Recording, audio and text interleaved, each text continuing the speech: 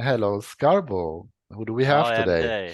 IMD. IMD, we've got Sloppy and Stove again from PARC. Welcome. Hi, guys. Hey, thanks for having us. Thanks for having us. No Always a problems. pleasure. Thanks, guys. Tell us Long about time your no project. speak. Yeah, definitely. So, PARC is the acronym for Pixel Ape Rowboat Club. Just to kind of go a little bit about the name. Obviously, you have Bored Ape Yacht Club, which is a NFT collection native to the Ethereum network. We're over on the XRP ledger. So, Bored Ape Yacht Club, yachts use a lot of gas, just like the gas fees over on Ethereum. Rowboats require basically zero gas. So over on the XRP ledger, transaction fees are less than a fraction of a cent, even at peak times. So we thought, why not kind of go with it and name our collection the Rowboat Club, which, like we said, very low transaction fees. And a bunch of manpower needed to And keep that rowboat going. Have you ever found yourself when you're minting something when it's medium gas? It's like, I ain't paying that, and go back out and come back in when it's low.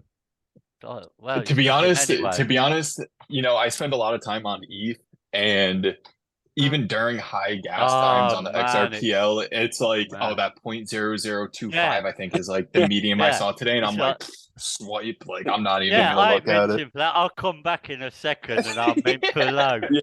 Yes. I got a You bunch go of over on ETH. ETH and it's like, man, Yeah, I just mint it. That's low at I have a 15 bunch or of ETH whatever. NFTs that I can't get because they're free, but I have to pay $100 to get Yeah. them. Yep. No, it's Exactly. pretty low at That's the moment, buddy. It was pretty low at the moment. What is it right now, more or less? A few dollars?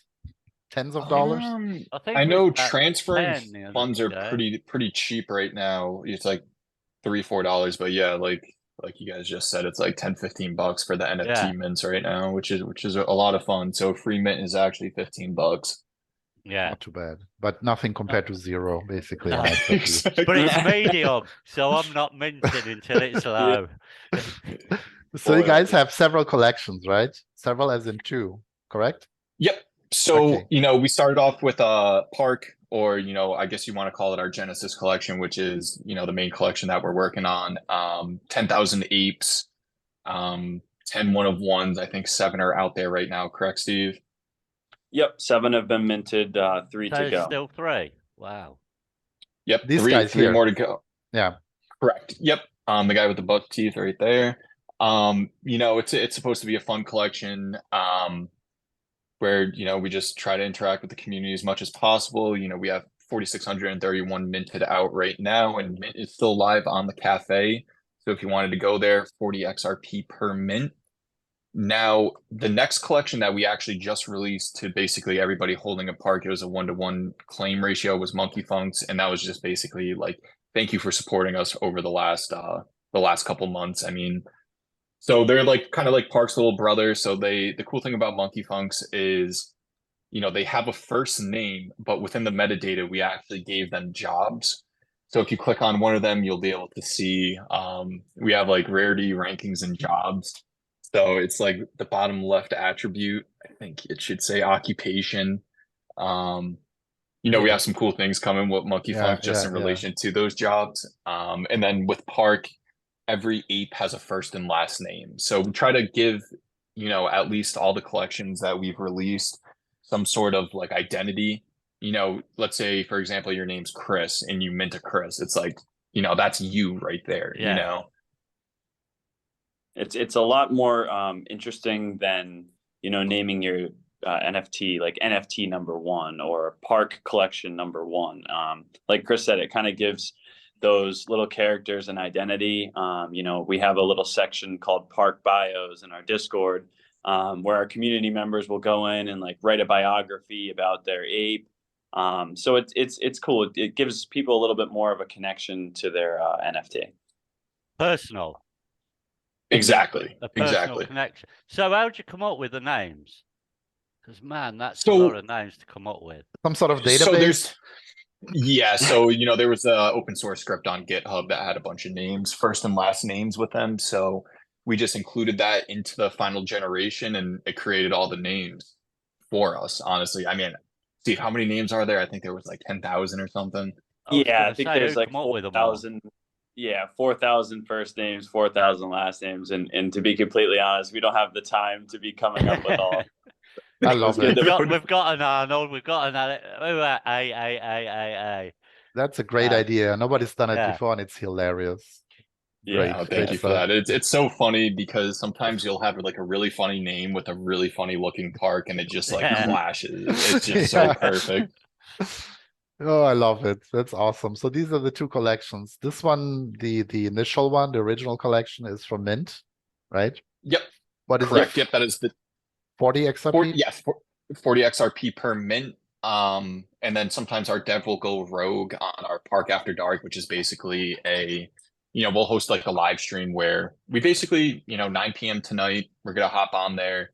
We try to get as many community members in there as possible. We give away NFTs, have a couple drinks, and really just have a good time with the community, interacting with them on a more personal level.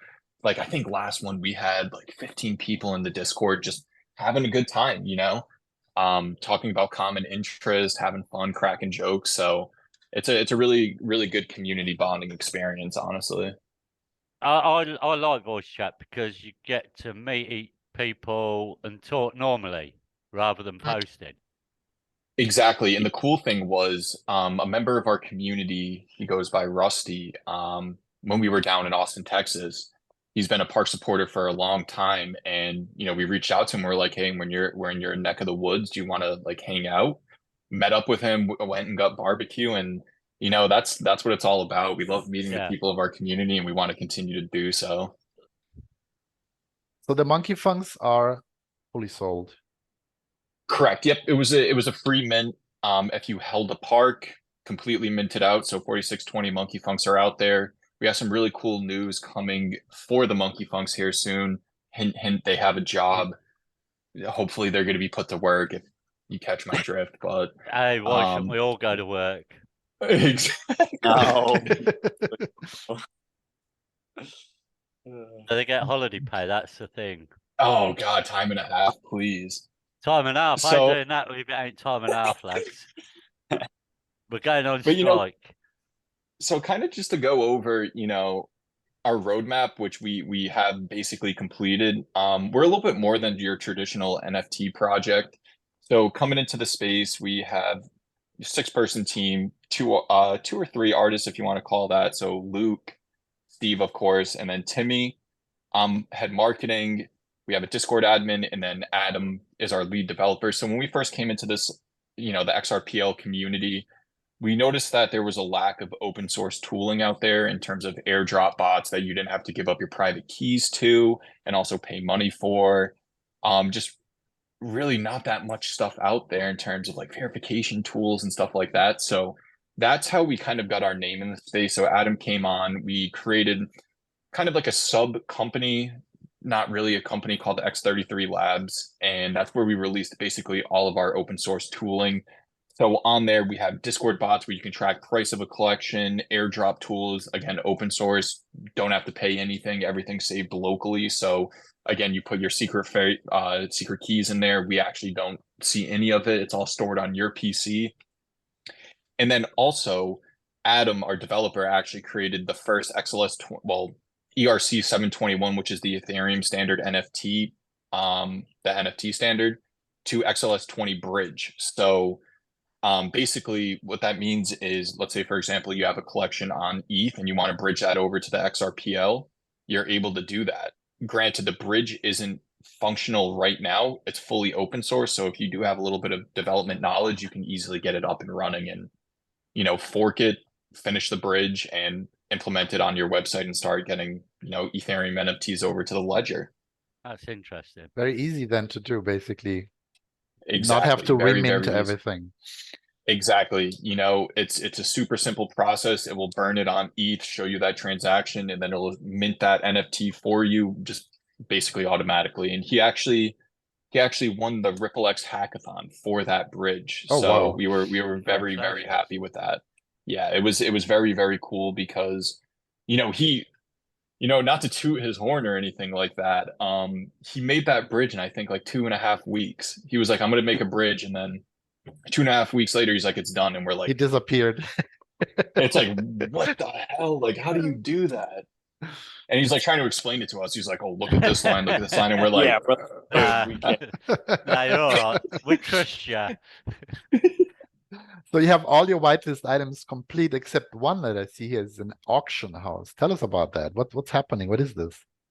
Sounds very Correct. interesting. So, yep. So, prior to, because, you know, we did start development on the XRP Cafe, we had the dream of creating an auction house for PARC users to list their NFT for, and, you know, in an auction style bid war, I guess you want to call it. So basically you would go on there, token gated auction house, and then we have a secondary token called OR, where you would put, so it wouldn't be like there would be zero custody in terms of when you place that bid for XRP. OR token would be like a token of good faith. So let's say you placed a 50 XRP bid, you would match that with $50 worth of OR.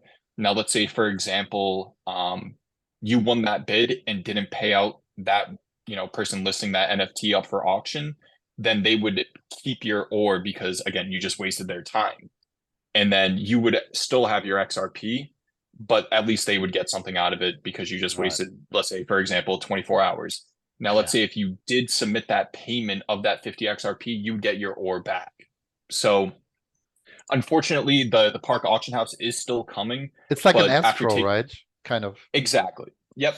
But after taking on development with the XRP Cafe, we kind of had to push that back because, you know, at the end of the day, the PARC auction house would be, you know, strictly just the PARC community, and the XRP Cafe kind of hits everybody. So Yeah. we had to make the kind of executive decision to, you know, use our dev time on something a little bit more important that hits more people rather than just our collection. But maybe in the future could be part of XRP Cafe, a new tab Potentially. for auctions, right? I mean, there is a Potentially. website that we're using that does raffles. I don't know if you're familiar with this one. Secret What is that, raffles. Secret Market? Secret Yeah, raffles no, that- XYZ. Yep, no, that's a cool website. And it's going to be something similar to that, but just strictly PARC to begin with. And then, you know, if enough people are interested, then we can add more collections and do all that fun stuff. Fantastic. We talked about your team. Anything else you want to add? Like Chris had already mentioned, you know, we do the PARC After Dark live streams. You know, coming into this space, we didn't really know anyone.